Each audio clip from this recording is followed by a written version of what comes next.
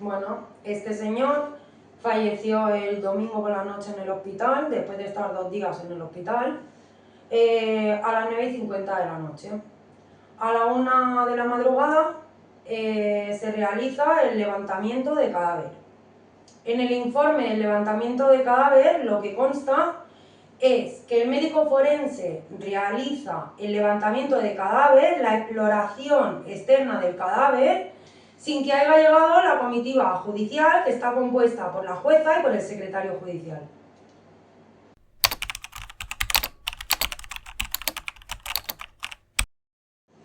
En este levantamiento de cadáver, en esta exploración externa al cadáver, que realiza solo sin presencia de la comitiva judicial, este médico forense dice que observa, porque esto consta en el informe de levantamiento de cadáver, un golpe con hendidura frontoparieto-temporal.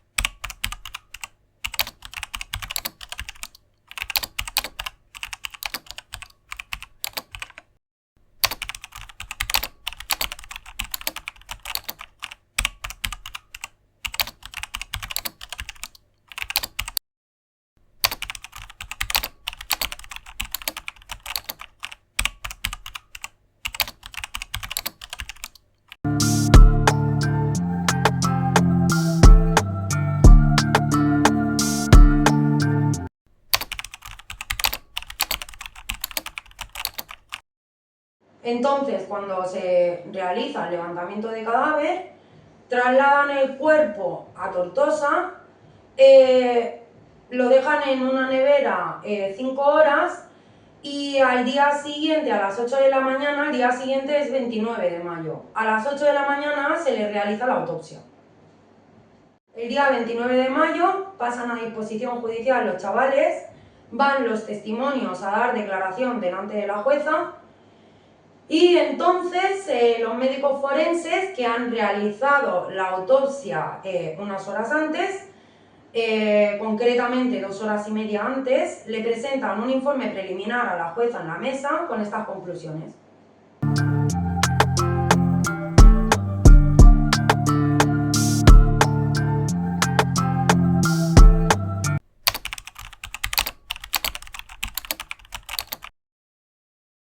El 29 de mayo se decreta prisión provisional para los chavales y con este informe y estas conclusiones de una muerte homicida, en la causa lo que obra de documentación, el siguiente informe sería ver a la fiscal de menores solicitando al IMELEC, a los médicos forenses, que le digan si la agresión que refieren los testigos es compatible con las lesiones que presenta el finado. Y entonces lo que ocurre es que el IMELEC contesta y dice que quien ha realizado la autopsia es este doctor, le vamos a llamar C, y esta doctora le vamos a llamar M. Y que la doctora L, pues solamente ha realizado un informe de otras actuaciones médicas.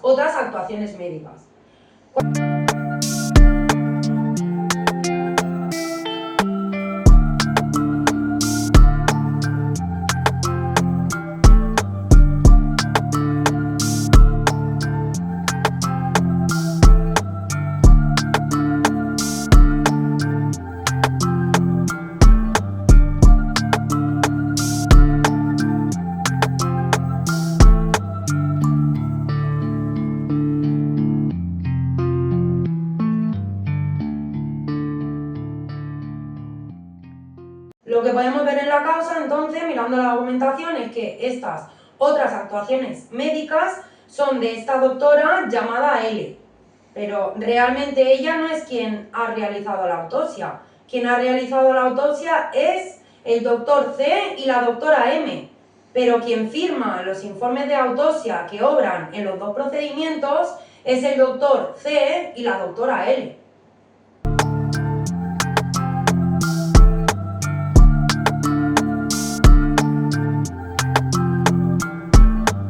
En este informe de septiembre, a respuestas de la fiscal de menores, los médicos forenses, el médico forense C y la médico forense L, que no ha realizado la autopsia, vuelven a hacer este informe de septiembre, firmando los dos, concluyendo que la agresión que refieren los testigos sí es compatible con las lesiones que presenta el finado. Y además añaden que son compatibles con un objeto contundente.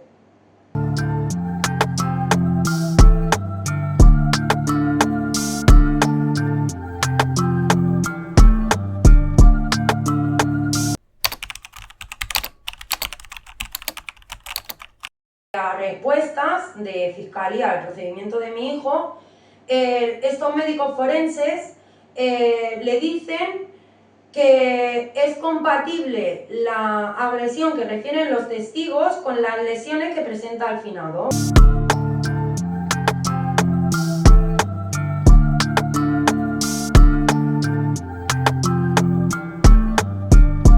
Porque nos encontremos un documento donde se le libera a la abogada del menor de edad este informe de diciembre, 3 días antes del juicio del menor.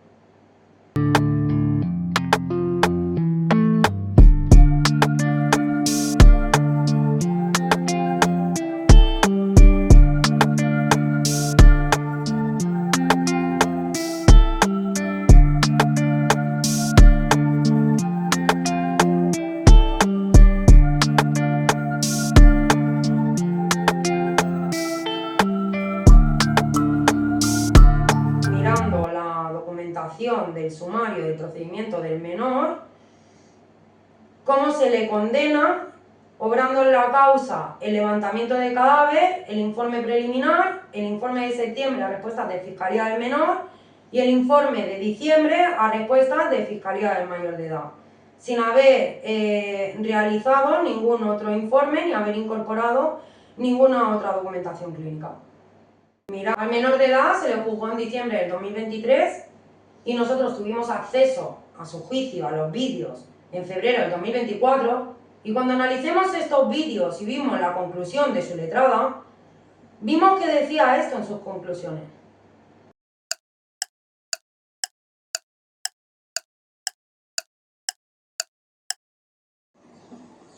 En cuanto al arresto de pericial médica también, es de ver que a pesar de estar en un caso de asesinato, homicidio, bueno, muerte, la autopsia, no existen fotografías del fallecido. Cuando los doctores ya han dicho, además que esta defensa lo ha preguntado a la doctora, cuando la causa inmediata a la muerte, y por este orden, la causa última es la destrucción de los centros vitales encefálicos, derivado de una hemorragia subdural izquierda. El encéfalo está en análisis. No tenemos el resultado. De allí a concluir que la causa de la muerte es un traumatismo es faltar a la verdad. Dicho análisis del encéfalo, que a fecha de hoy no lo tenemos, no es posible concluir ni determinar, y si se hace así se falta a la verdad, que la causa de la muerte es el golpe. Que sin una autopsia, circunstancia que no existe en el caso de autos, no es posible determinar, siendo la causa de la muerte la hemorragia, la causa de la muerte, y a preguntas de esta defensa a los forenses de hoy, no ha sido el traumatismo, porque puede haber un traumatismo sin muerte, que es lo que le pasó a Jordi en febrero. Aquí no sabemos cuál era el estado anterior de la víctima. Y lo que hay que determinar aquí, señoría, es qué causó esta hemorragia.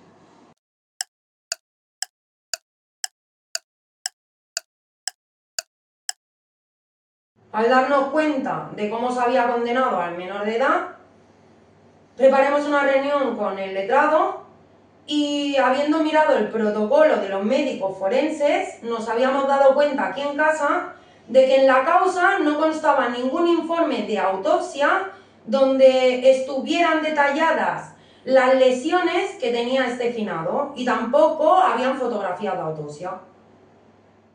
Hay que tener en cuenta que para entonces estábamos esperando el resultado del histopatólogo. El histopatólogo es la persona que analiza el encéfalo, que este encéfalo se envió al laboratorio cuando se realizó la autopsia el 29 de mayo. Hay que tener en cuenta que esta información del histólogo no estaba incorporada al procedimiento del menor cuando se le condenó. Ya habéis escuchado a la abogada que lo decía. Con esta información, cuando llega el informe del histopatólogo, los médicos forenses recogen esta información del histólogo y la añaden a sus conclusiones definitivas.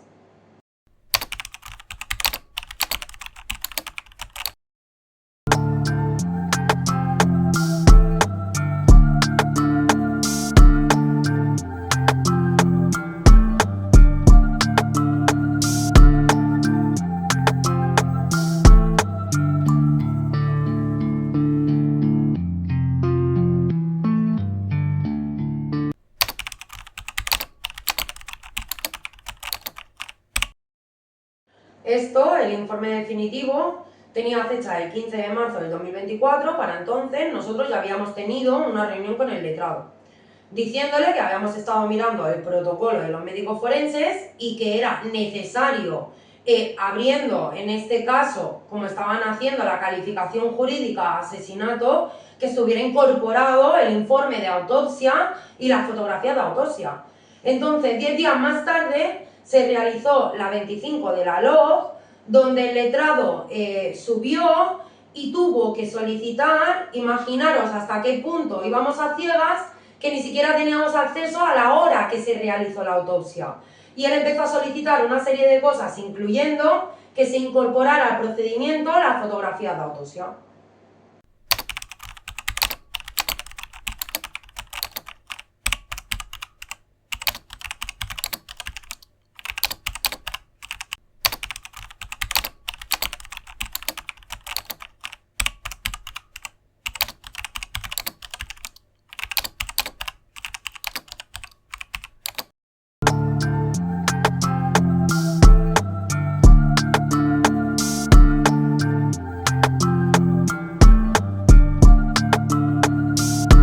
La respuesta a estos médicos forenses, por eso hay un informe ampliatorio a respuestas nuestras, fue que estaban incorporadas al procedimiento en un atestado.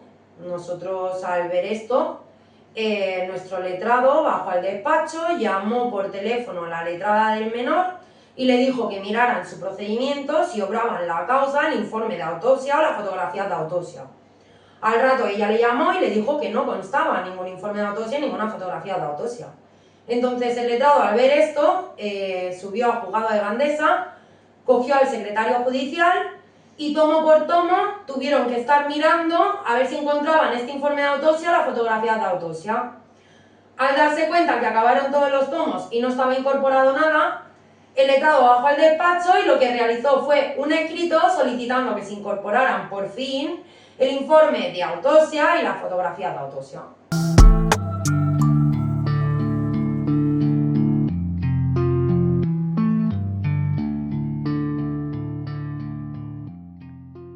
El siguiente documento que podemos ver en el procedimiento de mi hijo es al secretario judicial haciendo un escrito a estos médicos forenses solicitándole que incorporen este informe de autopsia y estas fotografías de autopsia.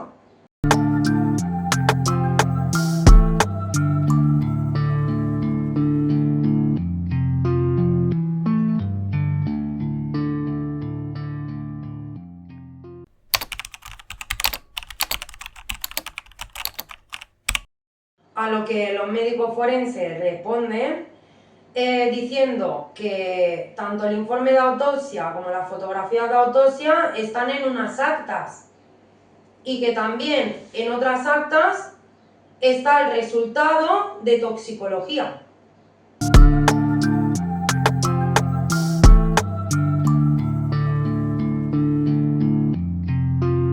Es el secretario judicial haciendo un escrito diciendo que ha habido una incidencia en el SAO. Yo entonces me pregunté, ¿también ha habido una incidencia en el SAO en el procedimiento de menores? También me pregunté, ¿es casualidad que solo haya habido una incidencia en el SAO, en el informe de autopsia y las fotografías de autopsia? Porque los demás parecen no haber tenido ningún incidente.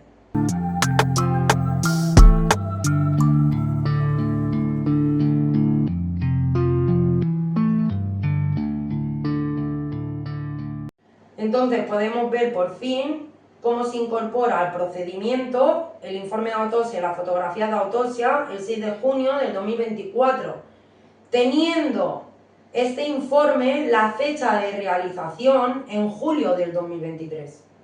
Es decir, se realizó en julio del 2023 y no se incorporó hasta que esta defensa lo tuvo que pedir en junio del 2024, cuando ya se había condenado al menor.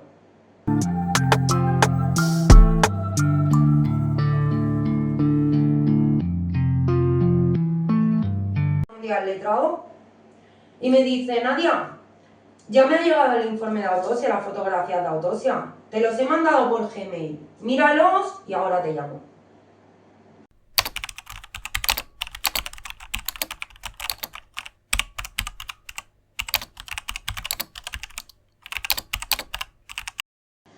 Voy y miro el Gmail y cuando me descargo las fotografías de autopsia y este informe de autopsia, pues me quedé pues a cuadros. Primero, que a mí no me parecía para nada que a este señor le hubieran dado una paliza brutal durante 50 minutos entre dos chavales con patadas y puñetazos y golpeándole la cabeza con un palo, 8 o 9 palazos en la cabeza y estampándole la cabeza contra un muro de piedra. Pero es que cuando fui al informe de autopsia y me fui al apartado de lesiones traumáticas, lo único que constaba es que este señor tenía un hematoma en el malar puntiforme y superficial.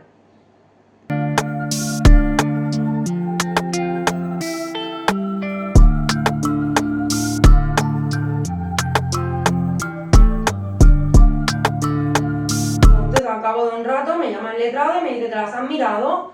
Y le dije, sí, claro, y el informe de autopsia también, ¿a ti qué te ha parecido? Y él me dijo que para nada le parecía que le hubieran dado una paliza brutal a este señor, y mucho menos con un palo. Y yo le dije que a mí tampoco. Pero él entonces me dijo que el caso había dado un giro y que había una gran diferencia del juicio que había sido del menor a cómo estaban yendo las cosas en el juicio del mayor. Pero yo entonces no paraba de preguntarme el por qué se había condenado al menor sin estar incorporado este informe y esta fotografía.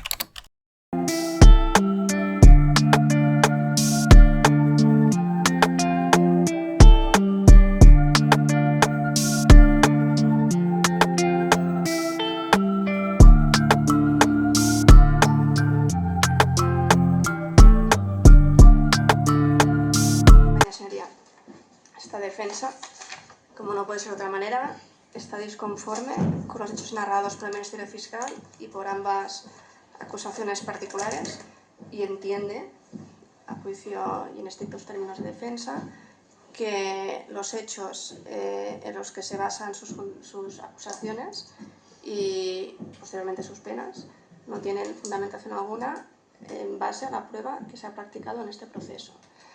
Y digo esto porque podría, o sea, oyendo a las acusaciones, esta defensa o quien viniera ahora y entrara pudiera pensar que hemos asistido a juicios diferentes.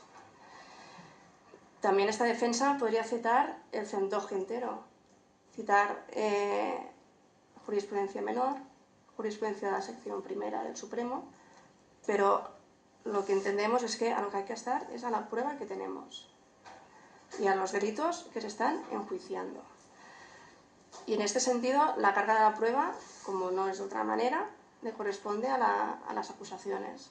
Esta defensa entiende que el silencio de mi defendido puede resultar ciertamente frustrante para la labor que deben ejercer ellos de acusación, pero es un derecho.